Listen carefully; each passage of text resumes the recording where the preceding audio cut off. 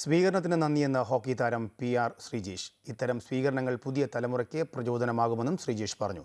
ഹോക്കിക്ക് കേരളത്തിൽ വളർച്ച ഉണ്ടാകാൻ ഇടപെടൽ നടത്തുമെന്നും മുഖ്യമന്ത്രി ഉൾപ്പെടെയുള്ളവരെ കാണുമെന്നും PR ശ്രീജേഷ് വ്യക്തമാക്കി.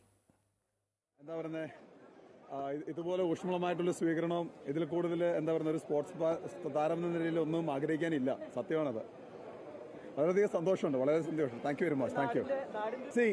ഇത് ചെറുപ്പക്കാർക്കുള്ള അല്ലെങ്കിൽ ചെറിയ കുട്ടികൾക്കുള്ള ഒരു ഇൻസ്പിറേഷനാണ്. കാരണം നാളത്തെ തലമുറ ഒരു സ്പോർട്സ് എന്തിനെടുക്കണമെന്ന് തോന്നുമ്പോൾ ഇതുപോലുള്ള ആദരവുകളാണ് അവർക്ക് ഓർമ്മ വരേണ്ടത്. കാരണം ഞാനൊക്കെ ചെറുപ്പത്തിൽ ഉഷ ചേച്ചിനെ കാണുന്നതും അത് കണ്ടിട്ടാണ് അല്ലേ. എപ്പോഴും ഉഷ ചേച്ചിയുടെ ഫോട്ടോ കാണുമ്പം കഴുത്ത് നിറച്ചും മെഡലും അതിനേക്കാളും കൂടുതൽ പൂക്കളുമായിട്ടാണ് ഉഷ ചേച്ചി എല്ലാം വന്നിറങ്ങുന്നത്.